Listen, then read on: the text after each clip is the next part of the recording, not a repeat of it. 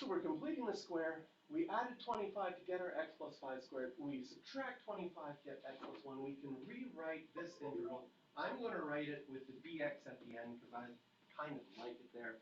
And I'm going to rewrite this as x plus 5 squared plus 1. And I know that the integral of 1 over 1 plus x squared dx, right? We know that that's our tan inverse one.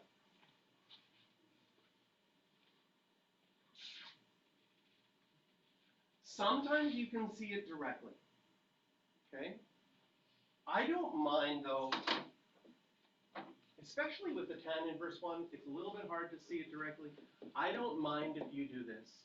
Like, oh, I have that. It would be so much nicer if it was just 1 plus x squared exactly. I'm going to let u equal x plus 5. du works out perfectly to be dx. And then this is a simple substitution, and it matches up perfectly to my formula sheet, or, well, formula sheet, which is only in your head, right? Matches up perfectly with the formula I have in my head, which I wrote on the side of my paper or on a piece of scrap paper so that I could visualize it. Now I can substitute back in. Oops, now I can say my integral will be tan inverse of u plus c, and I can substitute back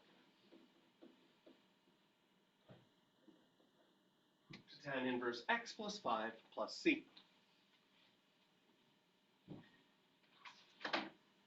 And for some of you, if you say, hey, I noticed x plus 5 is so simple a substitution, no chain rule. If I took the derivative of this, the chain rule would be multiplied by 1, which has no effect whatsoever. You could go directly from there to there, no problem. But I do find with the tan inverse and the sine inverse, and in any situation, sometimes just doing the simple substitution makes it look easier, can be very helpful.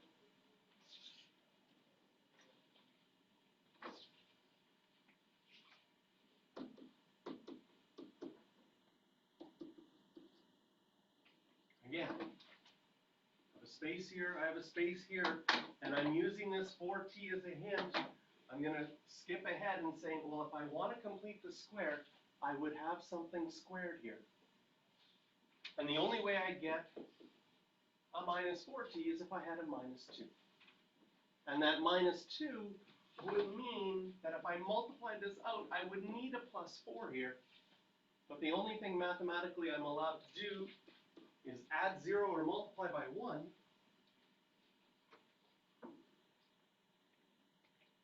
So I add 4 and I subtract 4. Well, that works out perfectly to give me plus 16.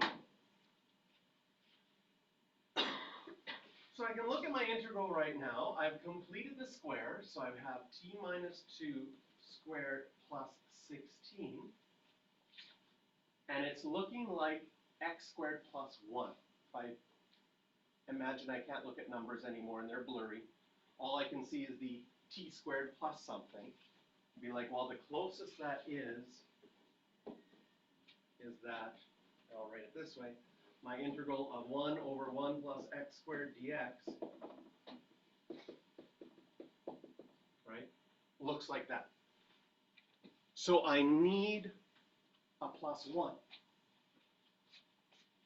Okay, well, if I need a plus 1, does it make sense that I should factor out a 16?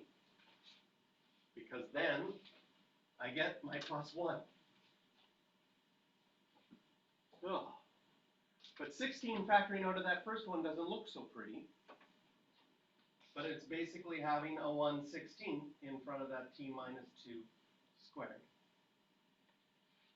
And I still have the 4 on the top, and this is dt, dt. Okay?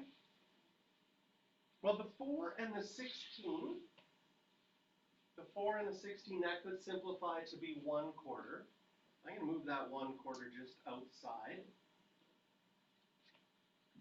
And I want something squared plus 1. That's what I want. How can I rewrite, well, the t minus 2 would need to be squared. I'm going to take that 16 and think of it as a 4 inside the squared. Because right now that's 1/16 isn't being squared. But I want an entire thing to be squared dt.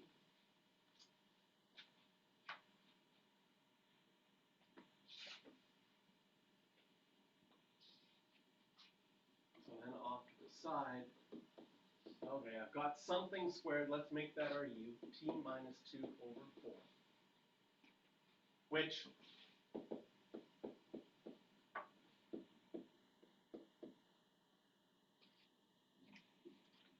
I can divide both of those by 4. This is kind of like unadding fractions, right?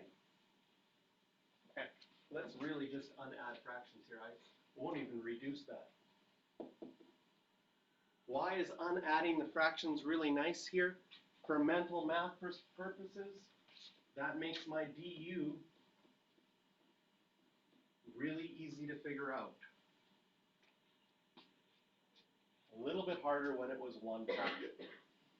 Because the derivative of 1/4 t is just 1/4, and the derivative of a number just goes away.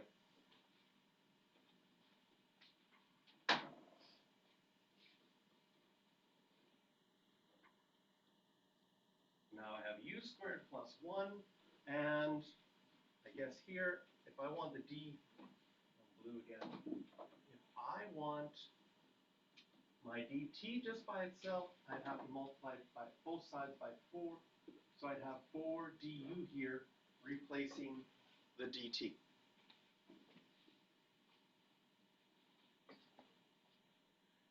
Again, that 4 is just a constant. It can go out in front. Oh my goodness, this is such a nice question. All my nasty fractions just disappear.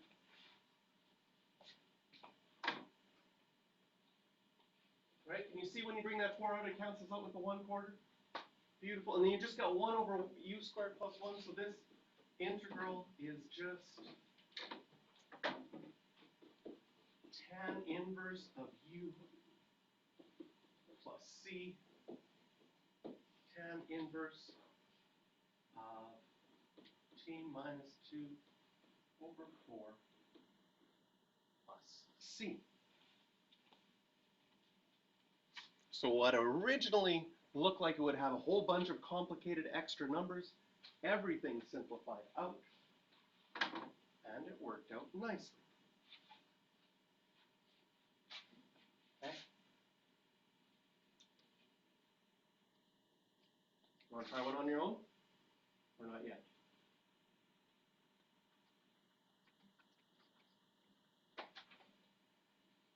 If you want to try it on your own, do it. If you want to watch another one, I'll do it concurrently, but I won't say things out loud. So if you don't want to hear things, you can just watch.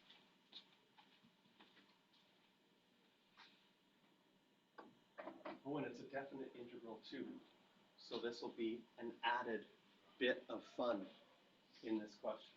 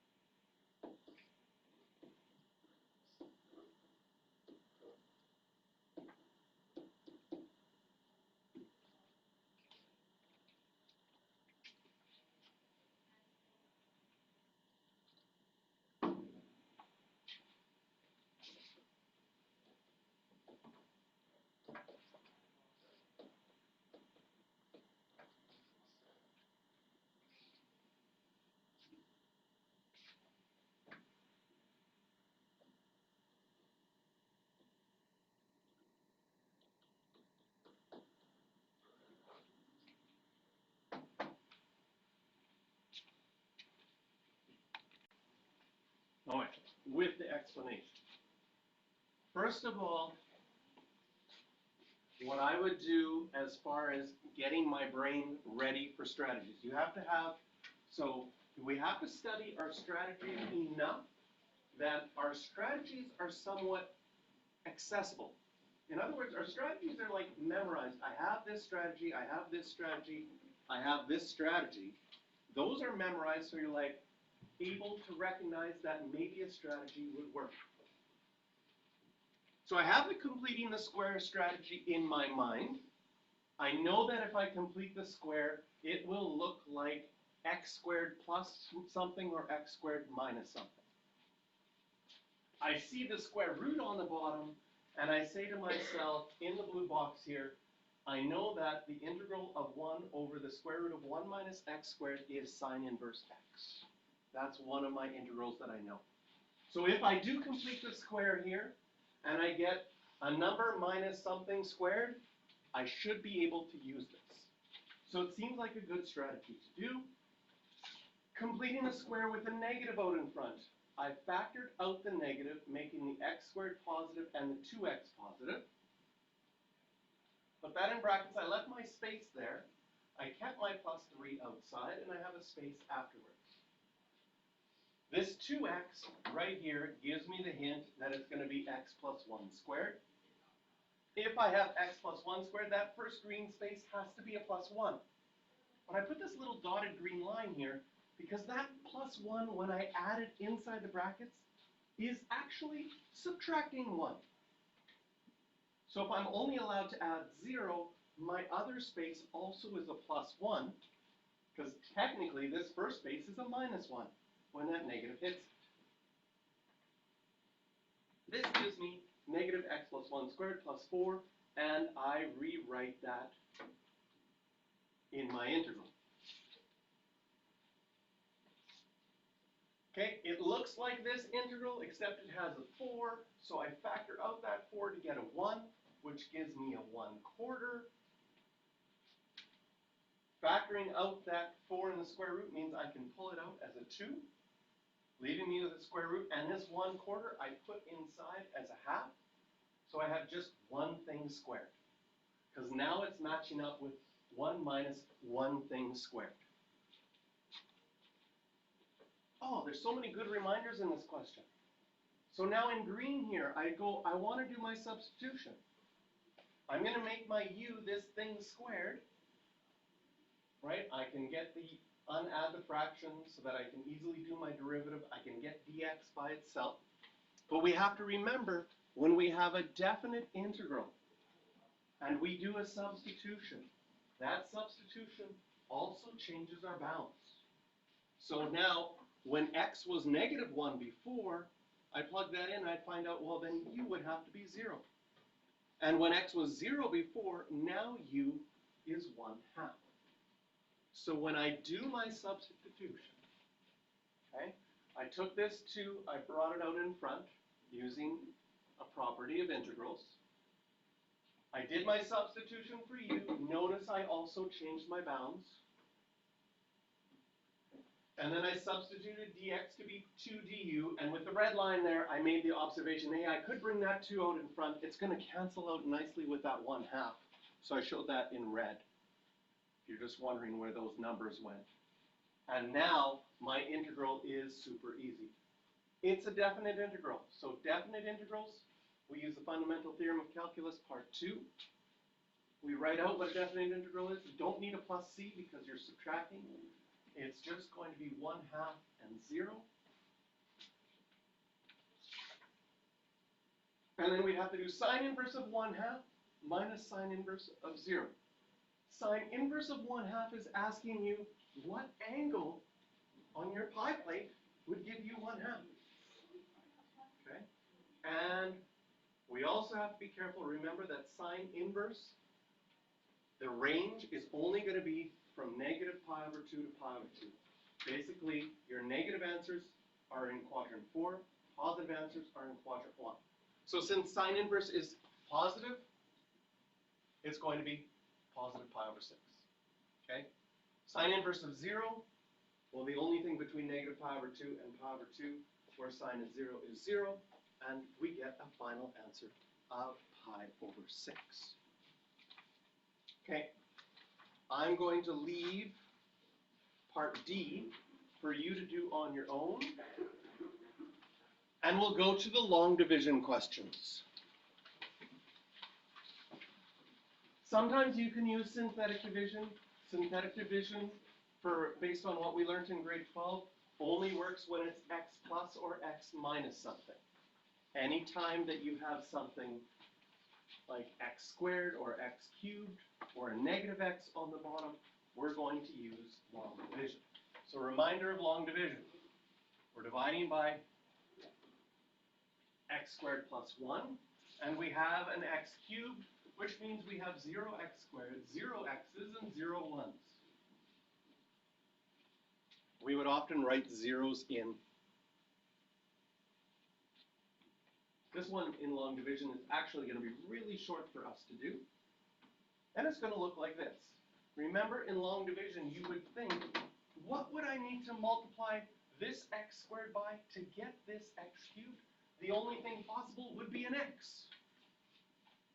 If I did that, what would I get? Well, x times x squared is going to give me x cubed. And x times a plus 1 is going to give me a plus x. And I try to match everything up in their columns so things work out perfectly. I put this in brackets and I subtract. Nicely, as always should happen in long division, your first ones should cancel out perfectly to be 0. You don't even have to write 0 there if you don't want to. You have 0x squareds and you're subtracting 0x squareds, means you won't have any x squareds. But you have 0x's minus 1x, you're going to get negative x.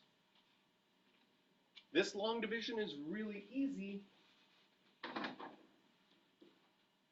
because that's your remainder.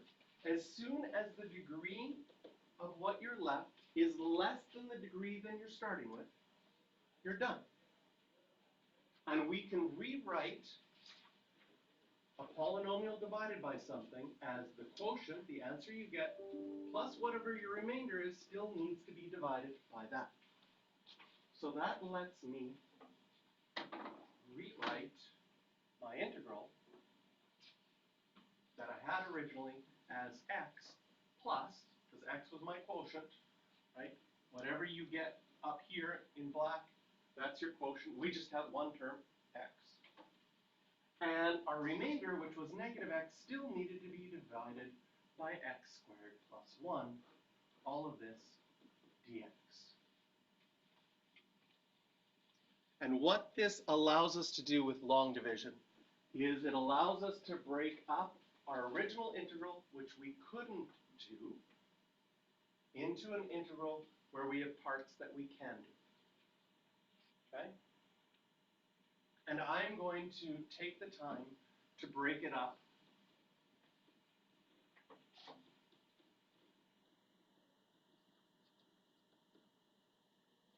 Because one of these we can do directly, and the other one we're probably going to want to use some substitution or some figuring out. Okay?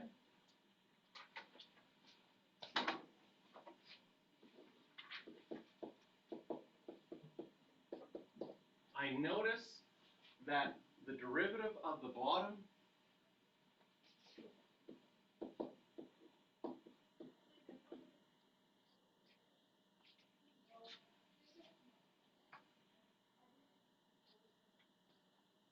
what do I have in my equation? I have a negative x dx. Can you see that if you divide both sides by a negative 2, you would get a negative x dx? That's perfectly fine. Some people would take this negative and just make a subtract sign out in front and just deal with x dx. Perfectly fine. You have a little bit of mathematical freedom sometimes. Depending on how you manipulate the equation allows you a little different pathway that'll all end up with the same answer. Okay? So this part This part will be x squared over 2. It would have a plus c. This part, I'm not integrating yet because I am changing this to 1 over u. And then I have du over negative 2, replacing the dx and the negative x. So I still have my x squared over 2 plus my constant, my first constant. And now this one is going to be, I can bring that negative 1/2 out in front. This is the natural log of the absolute value of u, and it would be plus a c. So substituting back, I have x squared over 2 minus 1/2 the natural log, and my u was x squared plus 1. And I can put all my c's together as plus c.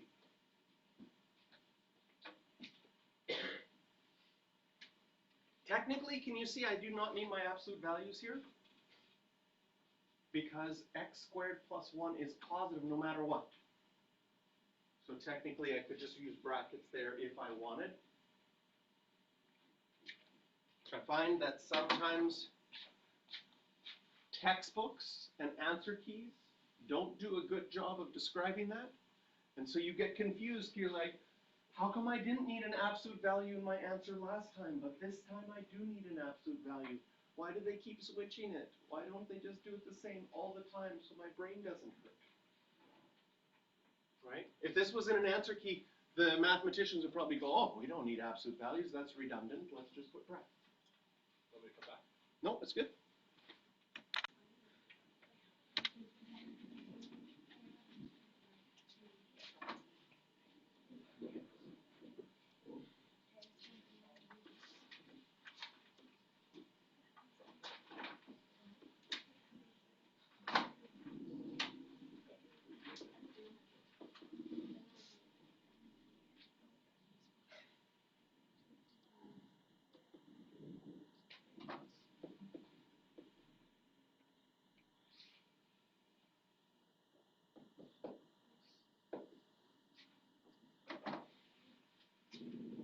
I did synthetic division with the second one, just in case you wanted it in your notes to see it. You could use long division again. Did you get 2x minus 2 and a remainder of minus 2? So what this means for our integral is we can rewrite this as 2x minus 2, and our remainder of negative 2 still needs to be divided by x plus 1. Of course, this is all dx.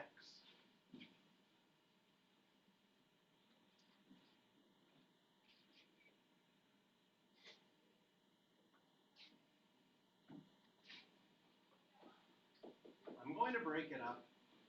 I can move that 2 out.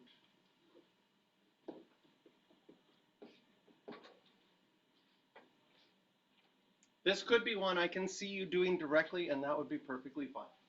Okay? In fact, I'm going to do it all directly now.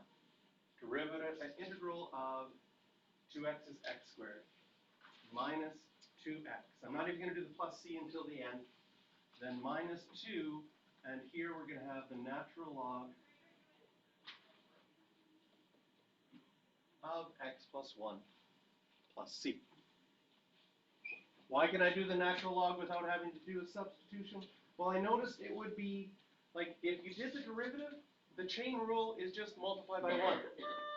So it makes life easy that way.